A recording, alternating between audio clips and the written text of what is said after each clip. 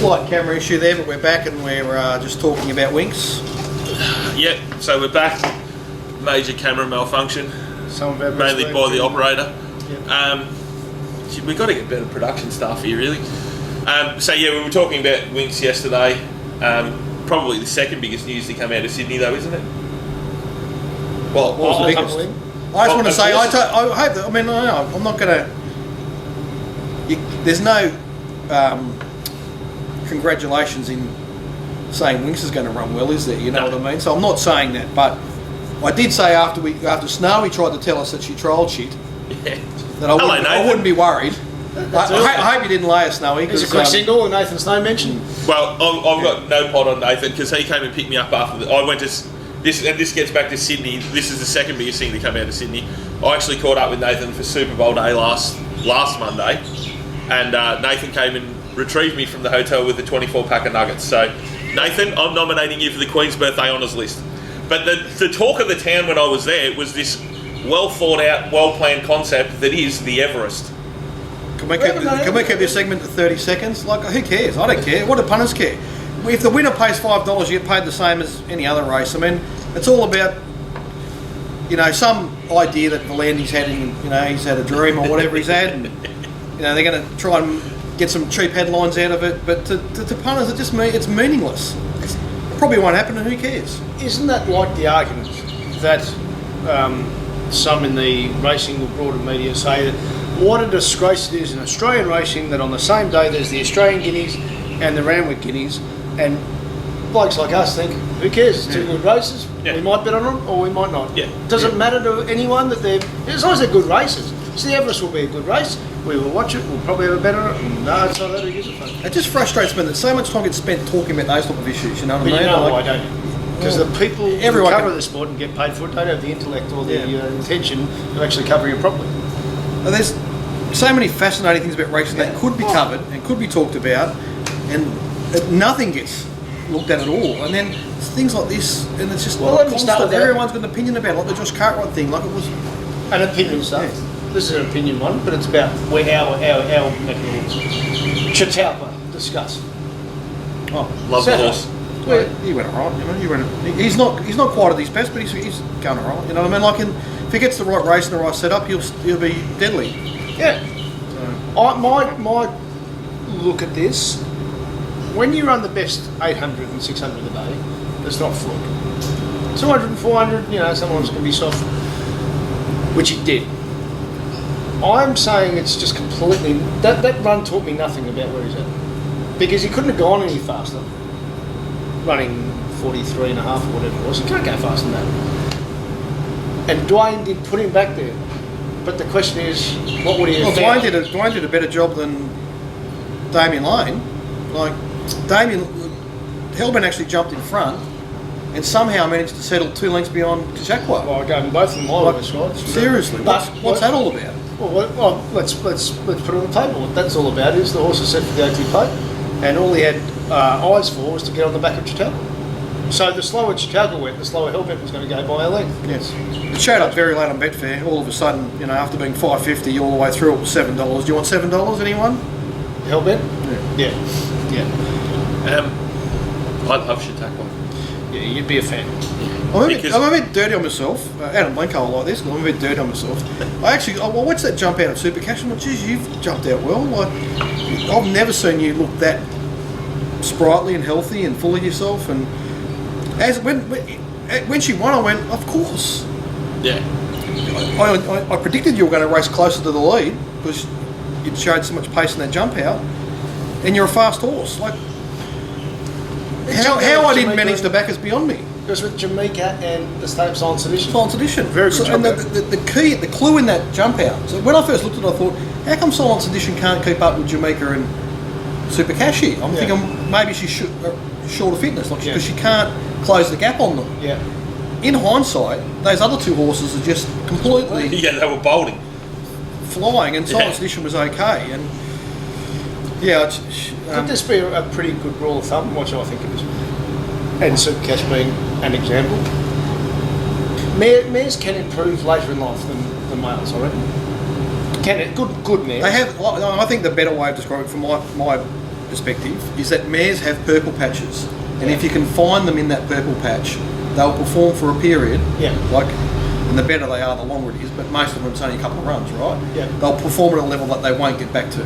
Well, I wonder if let's say a horse like Super Cash, if that's an example of the form or however we decide to measure them, matching up with what the trainer might say, which I haven't interviewed with Sir Nobby, but that's an example of strengthening up. That the horse, he's always shown little glimpses of good talent.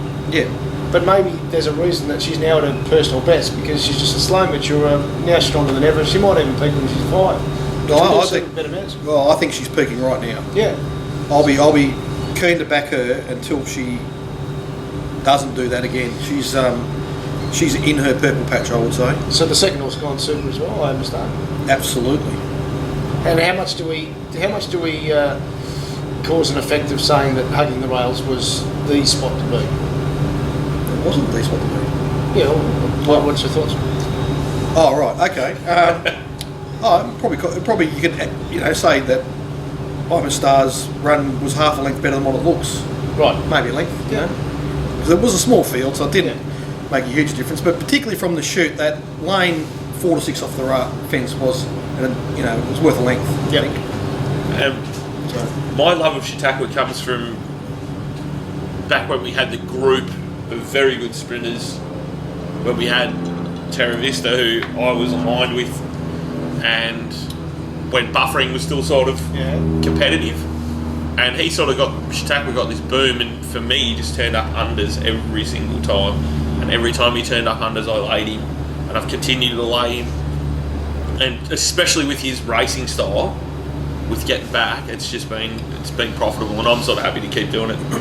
I think it's only once in the last little while where he's won where I've laid him that's cost me money, but like I place laid him that night at Moon. I agree. I didn't do the same because particularly first up, it just didn't do enough. No, it didn't come up last round. No, and but he really needs those type of fields that I call them peloton shaped fields. Yeah, where the back markers get slingshotted into it.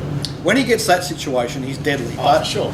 Apart from that, then I'd lay him every time unless you see that type of field. And you really need a minimum of 12 runners, and you need a tight formation to get that. But for the exercise, I went back to his 2015 Rubicon Stakes win. Mm-hmm. Apples to apples, same track, same distance. And that day, he was put in the race. Mm. So he actually went 3.5 lengths quicker in the first 300. And that was the difference. Because his close on Sunday was good, as we've discussed. What we don't know, so sometimes it becomes what's the phrase, self-fulfilling prophecy, that they go, well, he's a back marker, so we'll just hook him out the back no matter what. That becomes the layer's paradise. Because I was listening to, and I don't even know what they call that Monday morning show on RSN anymore. I was pottering around yesterday and I listened to that. They had Rupert Lee on.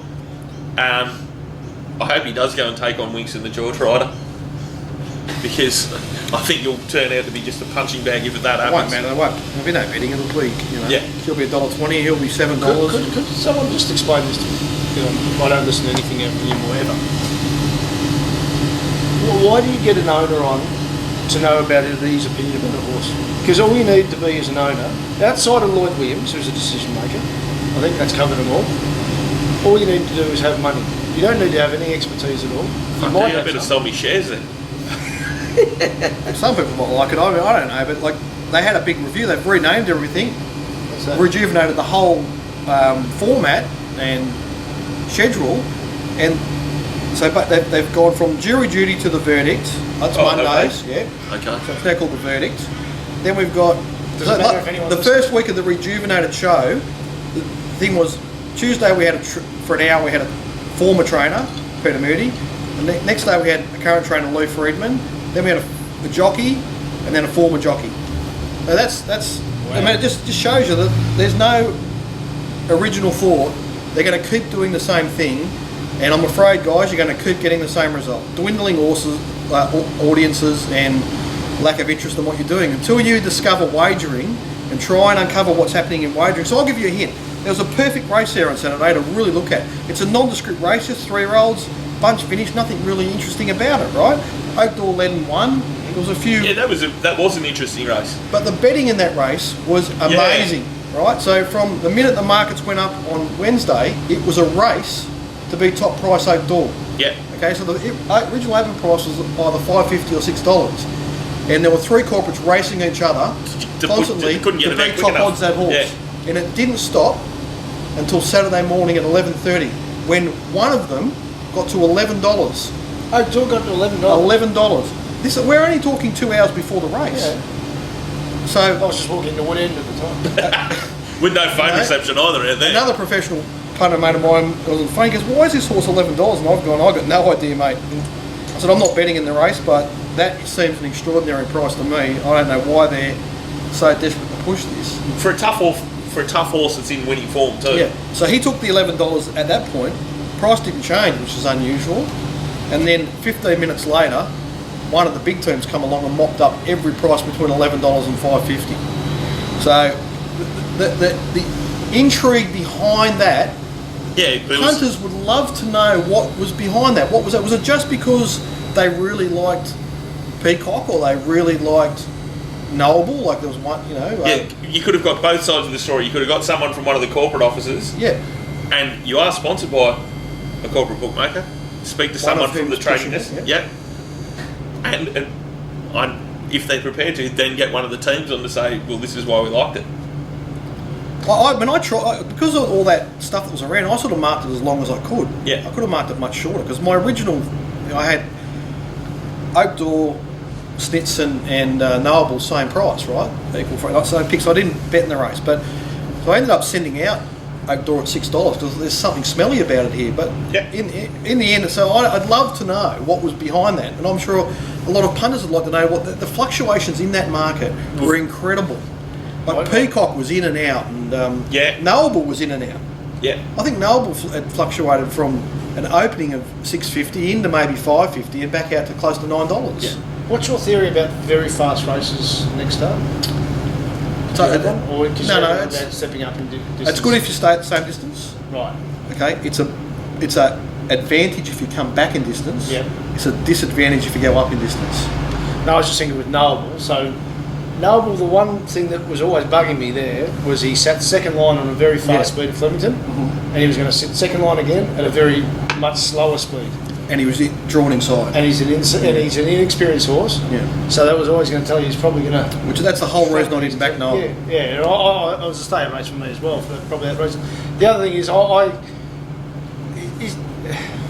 don't worry about any other shit that we've spoken about in the past or that I've had with the bloke, but is Damien Lane now Victoria's best jockey? No. Who- Could be, Yeah. but he's not. He doesn't. Like, Craig Williams outperformed him on Saturday because Craig Williams knew where that lane was. Okay? So he won the race on Catchy when Limestone should have won it. Okay? Because Craig Williams, I was out there at Caulfield on Saturday, I watched Craig Williams walk onto the track following the horses that as they come out of the yard in race one because he never had a ride. Yeah. And he stopped in that lane 4 times down the home straight and he owned it all day. And, so Damien Lane the week before on Sorceress pulled into the rubbish because he hadn't assessed the track properly. And he was... Yeah, so it's good now track. that's that. So I'm saying that Damien Lane is a jockey I love backing. He is a great jockey. Horses run for him. Yeah. Okay, he's got so much talent. Yes. It's not funny, and he's right there. But he needs to get. He can get mine if he wants. I'll provide him with the track information, tell him where the right lanes are and stuff like that. But there is bias in these tracks. And when you're talking about Saturday racing, the margins are so narrow. Yeah. Between the horses, you can't afford to give away advantages like that. So I just wonder then if, because very good answer, if then the caveat is that maybe he's the best jockey when it comes to feel. He just rides his race to the horse's ability, and I would have thought, and I'll give you an example, and I could be wrong, but second bullet, I think a lot of jockeys, including some of our best, would have sat second line with him in the first race and said, well, he's an on pace, I'm going to put him second line. But he just let that horse feel, and as it was, Albertino just went too hard, and he sat midfield. In other words, he rides his horses for speed rather than position. But so I suppose to marry all that up, if we're building the perfect Melbourne-based rider, we want someone with Craig Williams' work ethic, but Ollie and Dwayne Dunn too. Clearly, as Mick has said, they're always out there walking the track. But what's working for Damien Lane is just his natural feel for the horse. Yeah, Damien could well be he could be. He's got the ability to be, potential to be, clearly the best jockey in the country. Yeah, well, when we had So, McGregor, I think I said, does he know how good he can be? Yeah. That's For the him to question. get to that level, he's got to add a few layers of extra on top. That's all. Yeah. You know, and Yeah. so just some tactical things and And that's reflective of it being a craft, Yeah. isn't it? And a craft is something that you you keep build building on. layer upon layer. Yep. Blackheart Butt, what'd you do with it? Yeah, my instinct was when I first did the race, I marked it favourite. Yep. And I liked it. And the only thing that stopped me getting it further clear of Malaguera was that Malaguera had gone so well at Moonee Valley. So in the end, I marked them 380 and 420. Yeah. Okay. And probably initially, I was going to mark them more like 350 and 450. You had Blackheart favourite? Yeah. Yep. First of all, the only horse that's beat him at Caulfield's Winks, right? So Yeah. he's apart from Winks, he's undefeated at Caulfield. My view was that 3 wide run was going to be an advantage, not a disadvantage. Yes. And he was just the one that was completely rock solid. Yes. And you had to be able to beat him to win the race. Yeah. So that he was the starting point. Because you always worry about hindsight bias. I'm interested in your thoughts here, Jumpy. Because even though Malaguera turned up flat, Yeah. clearly, I don't think I would have changed anything different. Malaguera saved Blackheart Butt, didn't lose in the race, no drums. But I wouldn't change that afterwards because I got it wrong because he turned up flat. Because I don't think we learnt anything. Usually, if a horse goes so well, they're not going to drop off like he did. And I agree with that because while I was watching the race, Yeah. I backed both of them. I had a stronger position on Blackheart Bard. Yeah. But in the race, I'm just thinking Malaguera and Blackheart Bard are going to fight this out. Yes. Malaguera's going to skip clear on the turn. Yep. Blackheart Bard's going to come after him. Yep. So, but then when he went for Malaguera, Yep. Terminus is just taking it. You know, I'd say the thing was at Moonee Valley, he was off a short break from a Perth trip. Yeah. So he probably didn't get nearly as much benefit out of it as Blackheart Bart did. And that's using hindsight, I'm Yeah. saying. So that's probably why he was a bit flat. And anyway, Jumpy? We've got a question about this, and we'll do that in part 2 because we've gone for far too long in part 1A.